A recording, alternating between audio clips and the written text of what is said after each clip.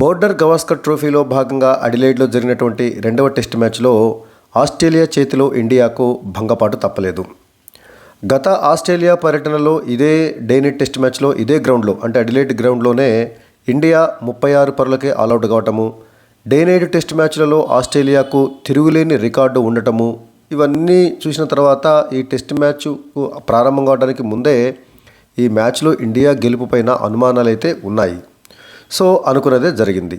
మొదటి టెస్టు గెలుపు సంబరాలు ముగిసేలోపే రెండవ టెస్టులో ఘోర పరాజయం పాలైంది టీమిండియా. ఈ ఓటమికి ఆటగాళ్లే కాదు, అభిమానులు కూడా ఈ ఓటమిని తట్టుకోలేకపోతున్నారు. భారీ విజయం సాధించి సిరీస్లో మరింత ముందుకు వెళ్తారు అని అనుకుంటే 10 వికెట్ల భారీ తేడాతోటి ఓడిపోవడాన్ని ఫ్యాన్స్ సైతం జీర్ణించుకోలేకపోతున్నారు. బౌలింగ్ దగ్గర నుంచి బ్యాటింగ్, ఫీల్డింగ్ వరకు అన్నిటా మెరిన్ బ్లూ చాలా దారుణంగా ఫెయిల్ అయింది. ఈ నేపథ్యంలో అసలు పింక్ బాల్ టెస్టులో భారత ఓటమికి ప్రధానమైనటువంటి 5 కారణాలు ఏంటనేది ఇప్పుడు మనము ఒకసారి చూద్దాం. రెండవ టెస్టులో ఇండియా ఓటమికి ప్రధానమైన కారణము నిలకడలేని బ్యాటింగ్. రెండవ టెస్ట్ మ్యాచ్లో టీమిండియా ఓటమికి ప్రధాన కారణంగా బ్యాటింగ్ ఫెయిల్యూర్ అనే చెప్పాలి. తొలి ఇన్నింగ్స్లో టాప్ ఆర్డర్ బ్యాటర్లు అంతా విఫలమయ్యారు. Opener Yashasvi Jaiswal golden duck out అయ్యాడు. అంటే తను ఎదుర్కొన్నటువంటి తొలి బంతికే డకౌట్ అయ్యాడు. సో ఆ టెస్ట్ మ్యాచ్ ప్రారంభమైన తొలి బంతికే ఇండియా వికెట్ను కోల్పోయింది. ఇక ఆ తర్వాత గంపెడాస్లో పెట్టుకున్నటువంటి విరాట్ కోహ్లీ 7 పరుగులకే పెవిలియన్కు చేరాడు. కెప్టెన్ రోహిత్ శర్మ కేవలం 3 పరుగులు మాత్రమే చేసి క్రీజును వీడాడు. రిషబ్ పంత్ 21 పరుగులు, శుభ్మన్ గిల్ 31 పరుగులు, కేఎల్ రాహుల్ 37 పరుగులు చేసి మంచి స్టార్ట్ వాళ్ళకి లభించినప్పటికీ దాన్ని వాళ్ళు సద్వినియోగం చేసుకోలేకపోయారు. ఇక రెండో ఇన్నింగ్స్లో కూడా ఇదే తీరు.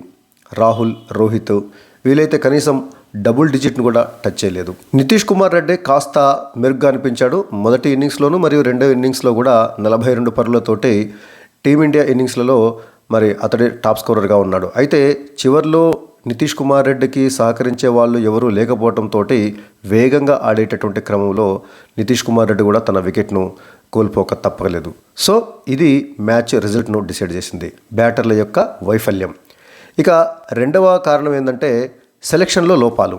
పెర్త్ టెస్టులో అటు బౌలింగ్తో పాటు ఇటు బ్యాటింగ్లోనూ ఓ చేయి వేసి జట్టు విజయంలో కీలక పాత్ర పోషించాడు young spinner all-rounder Washington Sundar. అయితే అతడిని అడిలైడ్ టెస్ట్లో ఆడించలేదు. అతడి స్థానంలో జట్టులోకి వచ్చినటువంటి రవిచంద్రన్ అశ్విన్ కేవలం 1 వికెట్ మాత్రమే తీశాడు. బ్యాటింగ్లో కూడా అశ్విన్ పెద్దగా కాంట్రిబ్యూట్ చేయలేదు. ఇది టీంకు మైనస్గా మారింది. అంటే రెండవ టెస్టులో కూడా వాషింగ్టన్ సుందర్ను కొనసాగించాల్సి ఉంది. ఇక ఈ మ్యాచ్లో ఓటమికి మరొక ప్రధానమైన కారణము ఆస్ట్రేలియా తిరుగులేని డామినేషన్. ఈ మ్యాచ్లో ఆస్ట్రేలియా బౌలింగ్ డామినేషన్ నడిచింది. హోమ్ కండిషన్స్, అలవాటు పడిన వాతావరణము, అడిలైడ్ పిచ్పై అవగాహన, పింక్ బాల్తో ఆడినటువంటి అనుభవాన్ని ఆ జట్టు పూర్తిగా సద్వినియోగం చేసుకుంది. ప్రపంచంలో మిగతా మరే జట్టు ఆడనని పింక్ బాల్ టెస్ట్ మ్యాచ్లను ఆస్ట్రేలియా ఆడింది. ఆస్ట్రేలియాకు ఇది 13వ పింక్ బాల్ టెస్ట్ మ్యాచ్. వాటిలో 12 మ్యాచ్లలో విజయం సాధించింది. ఒకే ఒక మ్యాచ్లో ఓడిపోయింది. అదే ఇండియా ప్రస్తుతం ఆడినటువంటి టెస్ట్ మ్యాచ్ 5వ day night test match. So day night test మ్యాచ్లలో ఆడినటువంటి అనుభవాన్ని ఆస్ట్రేలియా పూర్తిగా సద్వినియోగం చేసుకుంది.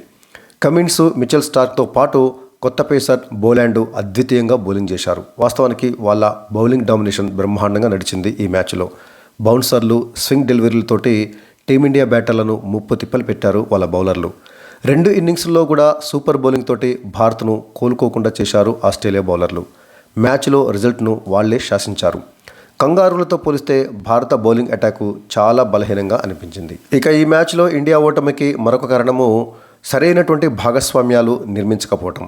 పింక్ బాల్ టెస్ట్ 2 ఇన్నింగ్స్లో కూడా కొందరు భారత బ్యాటర్లకు మంచి స్టార్టింగే లభించింది. అయితే వాటిని బిగ్ స్కోర్స్గా మలచలేకపోయారు. అదే సమయంలో ఇతరులతో కలిసి భాగస్వామ్యాలను నెలకొల్పలేకపోయారు. అందుకే భారీ స్కోరు చేయలేక చతికిలపడింది భారత్. ఓపెనర్లు సరైనటువంటి స్టార్ట్ ఇవ్వకపోవటం, టాప్ ఆర్డర్ పార్ట్నర్షిప్స్ బిల్డ్ చేయకపోవడంతో మిడిల్ ఆర్డర్ మీద ఒత్తిడి పెరిగింది. ఆ ఒత్తిడిలో మిగతా బ్యాటర్లందరూ కూడా తమ వికెట్లను సమర్పించుకున్నారు. ఇక ఈ టెస్టులో భారత ఓటమికి మరొక ప్రధానమైనటువంటి కారణము ట్రావిస్ హెడ్. మనకు తెలుసు కదా, WTC ఫైనల్స్లో కానీ ఆ తర్వాత వన్డే వరల్డ్ కప్లో కానీ ట్రావిస్ హెడ్ ఒంటి చేతితోటి మ్యాచ్లను గెలిపించినటువంటి ఆ సంఘటనలు మనకింకా గుర్తుండే ఉన్నాయి. భారత్ అంటే రెచ్చిపోయి ఆడేటటువంటి ట్రావిస్ హెడ్ తోటి మనకెప్పుడు హెడ్ఏకే ఉంది. ఈ సిరీస్ ప్రారంభం నుంచి మనం అనుకుంటూనే ఉన్నాము ట్రావిస్ హెడ్ ఎప్పుడో ఒకప్పుడు ఖచ్చితంగా ఇండియాను దెబ్బతీస్తాడను.